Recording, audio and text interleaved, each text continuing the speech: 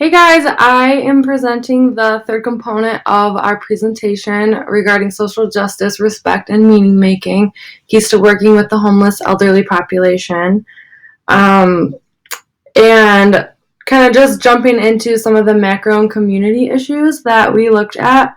The article does a really good job of helping readers view community issues related to those who are elderly and homeless through this kind of systems lens.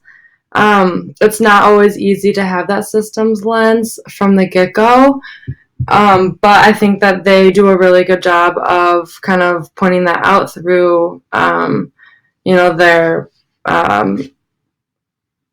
uh, program format and whatnot. So, um, as we know, community issues can be perceived differently depending on how we define community, and we've kind of been discussing that throughout our class.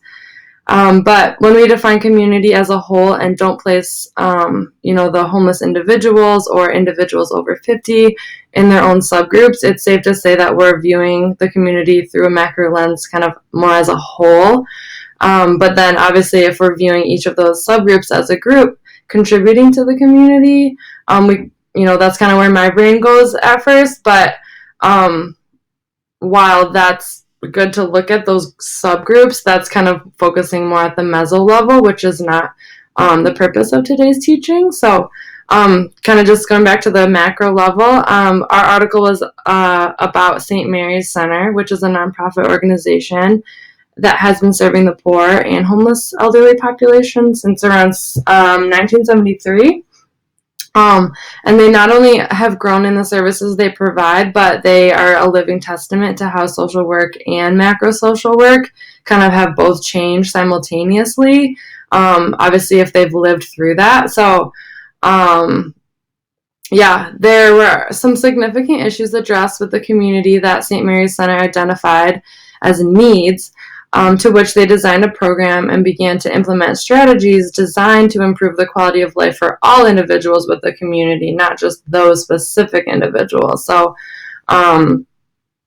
this article is especially helpful in explaining a successful program design for several of those large issues our society faces.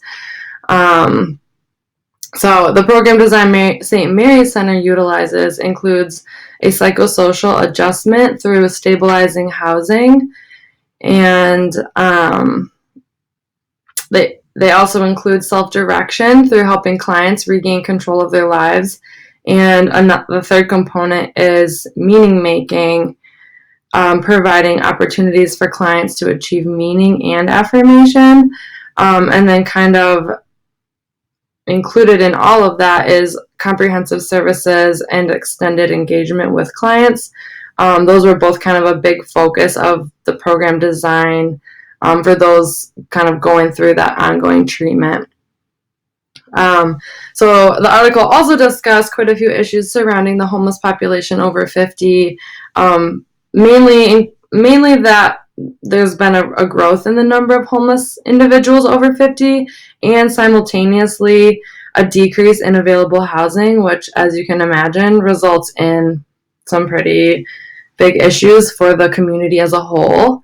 The combination of those two issues has unfortunately encouraged that the very vulnerable population of people who fit in both of those categories to remain vulnerable and without the much needed safety, healthcare, and many of those basic needs that we all need.